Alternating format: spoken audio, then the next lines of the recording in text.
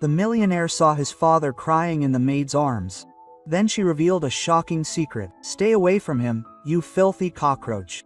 Mariana's voice carried like a whip through the sumptuous lobby of Zamaral's estate. Outside, thunder rumbled across the Sao Paulo sky. Inside, the storm's light danced across the marble floors, swaying crystal chandeliers. Helena, 32, the maid, stood there trembling but impassive. Her arm curved protectively around the frail man behind her, shielding the millionaire patriarch, Horacio Amaral, 78, who clung to her uniform like a lost child. Horacio's health had deteriorated dramatically in recent months. He barely spoke, his body weakened by Parkinson's and grief. But his eyes, those steely blue eyes scarred by life, fixed on Mariana, his daughter-in-law. With haunted recognition, Mariana advanced in her silk dress, her eyes blazing, a glass of wine in her hand. Her high heels clicked like threats on the marble. "He's not your father, he's a burden. And you?" Quote, she spat, glaring at Helena. "Or just a fancy mop with legs. Get out of here." Quote, Helena's voice was soft but firm. "He asked me to stay." Horacio whispered behind her, his lips barely moving. "Please don't leave me. I own this house," Mariana screamed. "I'm Ricardo's wife, and when he dies, I'll own everything else." Then she threw the glass. Red wine and sharp crystal flew toward them. Helena turned, shielding Horacio. The glass exploded against her arm. Blood, a gasp, silence. From the distant hallway, unseen, Ricardo Amaral, the millionaire's son, had just entered. He stopped, his father sobbing, the maid bleeding, and his wife smiling. If you're new to this channel, subscribe now so you don't miss what happens next. And if you're one of our loyal viewers, thank you very much. We thank you now. Stay with us until the end of this story. Leave a comment with your opinions and like this video if you believe in truth, loyalty, and justice. Let's continue. Helena, what happened? Ricardo's voice cut through the heavy silence like a blade. He advanced across the room, his $5,000 Oxford shoes spattered with drops of wine and blood. Mariana turned like a snake caught in the act. Her tears came immediately, calculated, bright. "Oh, thank God you're here, Ricardo." She grabbed him, her father. She trembled like a cornered animal. "Look at the blood." Helena cringed, pressing her sleeve against her arm, trying to prevent the scarlet stains from dripping onto the carpet.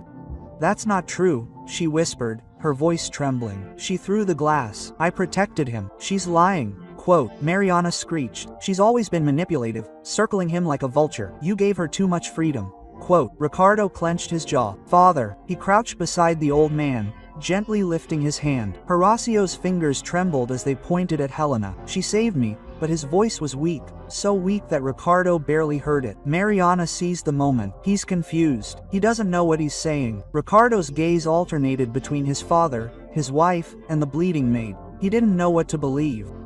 I need some time," he said, backing away. "Helena, please leave the room." Her face contorted in pain.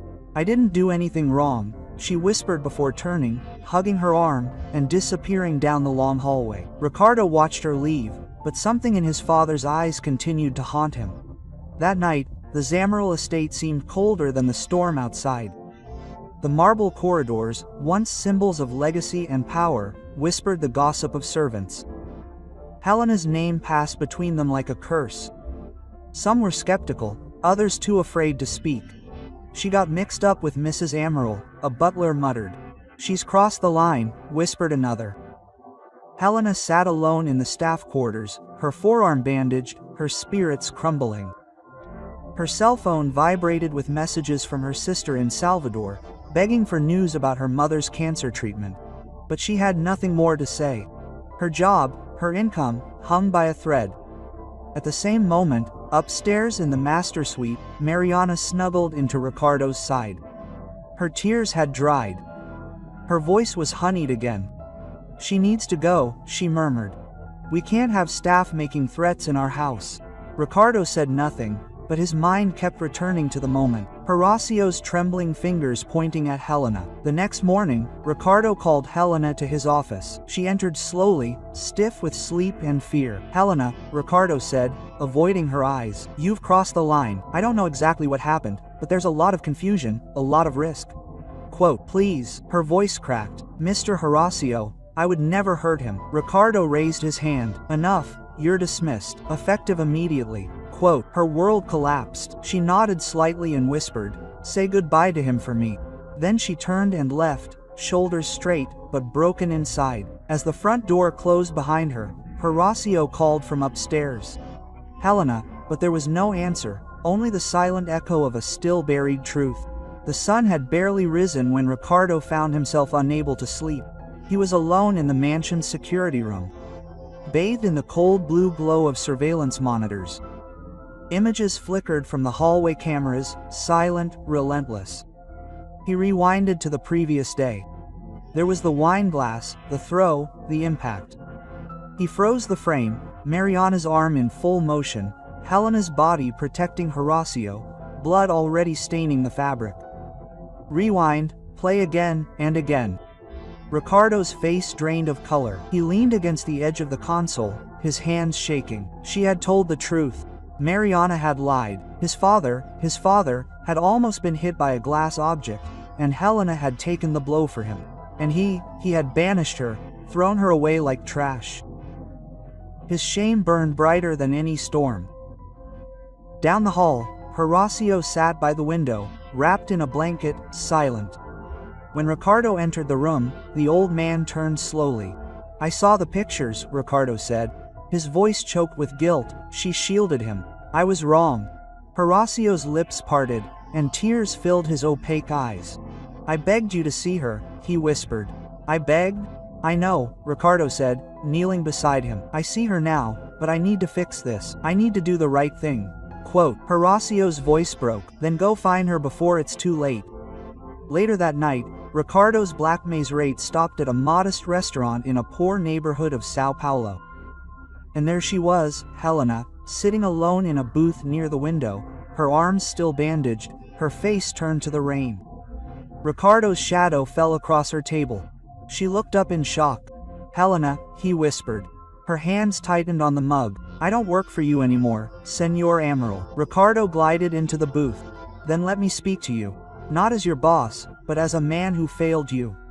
Quote, Helena stood motionless in front of him. The soft tapping of her spoon on the mug was the only sound between them. The rain blurred the restaurant windows like ghostly fingers. I saw everything, Ricardo said softly. The cameras recorded it all. I was wrong. Quote, I should have believed you. Helena's lips trembled. This isn't something you can undo, Senor Amaral. I know, he said, but I can start doing the right thing. He took something from his coat and slid an envelope across the table. What's this? She asked, her eyes narrowed. A new contract, full reinstatement, tripled salary, private medical coverage for your mother in Salvador, and you'll have your own suite near my father's room.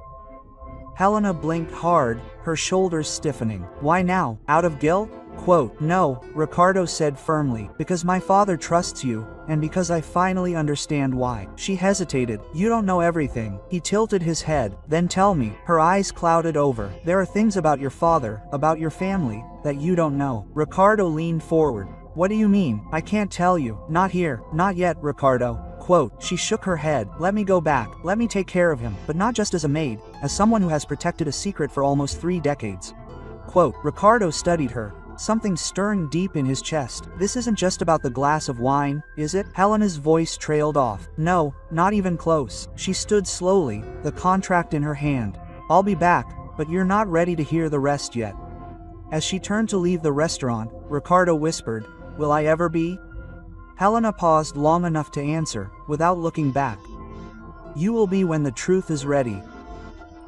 The Zamaral estate gleamed in the morning sun, but its impeccable marble floors felt colder than ever. Helena walked through the main entrance, not as a maid, but as Horacio Amaral's official caretaker. Her simple black coat contrasted with the opulence. Her expression was calm but unreadable. The staff stopped mid-task. Stares fixed, eyes averted, whispers rippled like a current. She was back. I thought she'd been fired. Mariana wouldn't like this, but Mariana was gone. Ricardo made it clear at the staff meeting that his wife had left indefinitely and wouldn't return. Still, some eyes narrowed, others looked away. Only one person smiled at Helena, a quiet dishwasher named Natalia, who gave her a small nod of support. Helena returned the nod and headed toward the east wing. When she opened the door to Horacio's room, he was already there, sitting, dressed, and waiting. His eyes lit up. Quote, "Helena," he whispered. She came closer and took his hand. Quote, "I told you I'd be back," she said gently. He nodded, his eyes filling with tears. Quote, "I never doubted it, not for a second." Later that afternoon, Helena walked down the hall toward the kitchen. Conversations died down as she passed. A maid scoffed loudly enough to be heard. Quote, "Sleeping your way to a promotion now, huh?" Helena paused but didn't answer. Another voice followed. Quote, "It's not over, you know. Even without her, someone else will want her place." She continued walking that night.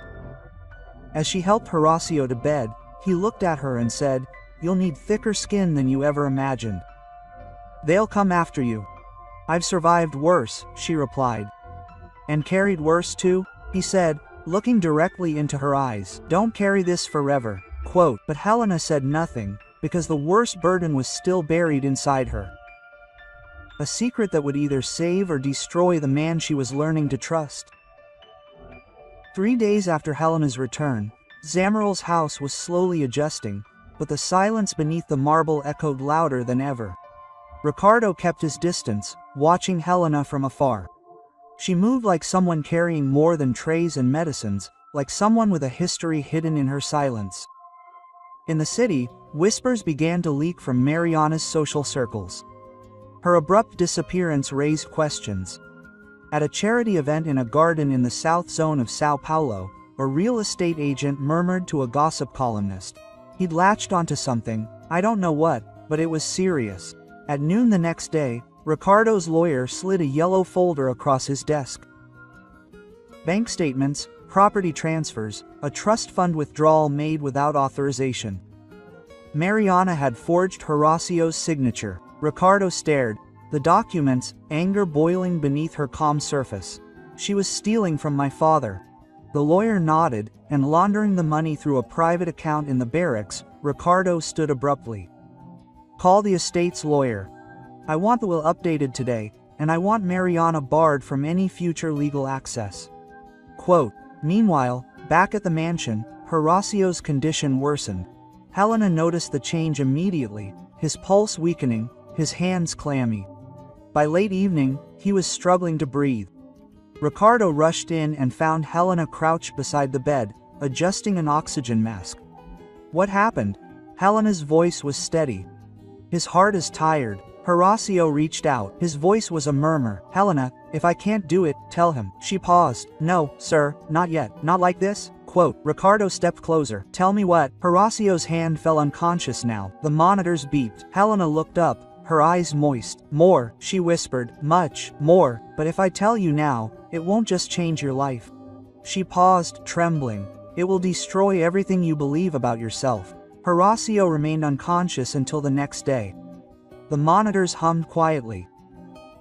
Ricardo stood beside the bed, arms crossed, while Helena sat beside Horacio, gently wiping his forehead with a damp cloth. Neither of them spoke for a long time. Finally, Ricardo broke the silence. "Helena, what did my father mean? Tell him." She hesitated, her hands shook. Her eyes searched his. "He meant the truth he's carried for 30 years, she said softly. "A truth I promised him I'd never speak unless he couldn't." Ricardo narrowed his eyes. "Truth about what?" Helena looked away. Her voice was almost a whisper. "You." He paused. "What about me?" She stood and walked slowly to the window, looking out over the estate's gardens. "I was only 19 when I started here," she began. Her mother, Mariana, wasn't the first Amaral woman to wield cruelty like a blade. His father was distant back then, lonely, tired of lies. Ricardo's stomach tightened. "What lies?" Helena turned to face him fully now, her voice cracking. "The lie about who your mother really was. About what she did. About who you are. Stop speaking in riddles," Ricardo snapped, stepping forward. She raised a trembling hand. "I'm not trying to hurt you, but when Horacio met me, when he trusted me, he told me something in a moment of weakness, something no man should bear alone." Ricardo's voice dropped to a whisper. "Helena, who am I?" She shook her head slowly. "Not yet." Not while he's unconscious. He deserves to be awake to say it himself. Quote, Ricardo's breathing became shallow. Are you telling me I lived a lie? Tears streamed down Helena's cheeks. I'm telling you the name on your birth certificate may not be the name of the man who fathered you. Ricardo staggered till he fell back as if he'd been punched. Silence engulfed the room. The room was dark, shadows stretching across the polished wood floors. The air was heavy with tension and unspoken questions. Ricardo sat in the corner with his head in his hands, the weight of Helena's words like an anchor in his chest. Helena stood beside the bed, watching Horacio's chest rise and fall, steady now, but still fragile. Then, a movement, a moan. Horacio's eyes opened, his breathing shallow, steadier. Lord, Helena whispered, leaning in. He's here. Ricardo raised his reddened eyes, his jaw clenched. I need answers now. Horacio's gaze shifted from Helena to his son. No, the man he had raised as his son. He sighed, his voice like rusted metal. You always said you were ready for the truth, Ricardo, but no one ever is. Am I your son? Quote, Ricardo asked. The silence hung for a moment too long. Then Horace nodded slowly, painfully. Quote, You are my son in every way that matters, but biologically not. Ricardo staggered back, his breath leaving him in a violent gasp. What? Who? Horace's voice cracked. Your mother? She lied. She had an affair with my own brother. I found out when you were 5, but by then I already loved you more than my own life. I swore I would raise you as my own, because you were mine. Ricardo's eyes filled with tears, his hands shaking. Why didn't you tell me? Horacio looked at Helena. Because I was afraid you would hate me. I didn't want to lose you. Helena intervened, her voice gentle. Quote, He only told me when he got sick. He needed someone to know, someone he could trust. And all these years, Ricardo murmured. I thought Mariana's betrayal was the worst thing that could happen to me. Horacio smiled weakly. It wasn't betrayal, it was protection. Ricardo fell to his knees beside the bed, tears falling freely. Now I don't care who gave me the blood, he said. You gave me everything else. Horacio nodded. So let's start over with the truth this time. The next morning, sunlight broke over Zamaral's estate, casting a warm gold over the mansion. It was covered in age, but within the walls something deeper had changed. Ricardo stood at the head of the long dining table, once used for silent dinners and empty toasts. Now it was filled with the entire estate staff, from butlers to dishwashers, cooks to gardeners.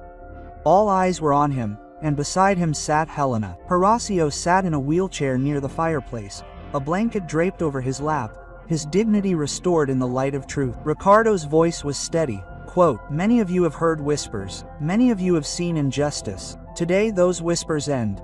He turned to Helena. This woman saved my father's life. She was vilified, attacked, and driven away. And me? He paused, his voice breaking. I believed the wrong person, but no longer.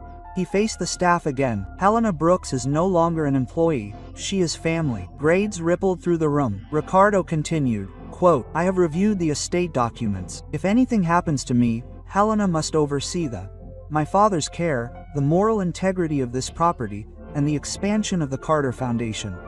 He met the eyes of each staff member. If anyone disrespects you or questions your place here, you answer to me. The staff fell into a stunned silence. Helena blinked, her lips trembling.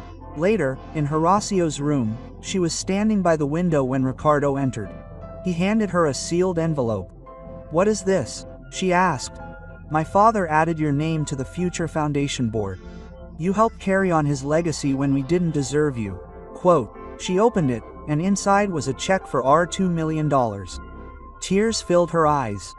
I don't need this, Ricardo smiled. You deserved it, not for what you did, but for what you endured. Quote, she approached Horacio, who held out his hand to her. Are you home now, warrior? He said with a smile. And for the first time in years, the house felt warm again, not because of wealth or power, but because truth finally had a place at the table. If this story touched your heart, if you believe that truth, loyalty, and quiet sacrifice deserve to be honored, then please like this video and share it with someone who still believes in doing the right thing, even when no one is looking. Because sometimes the people we ignore carry the heaviest truths.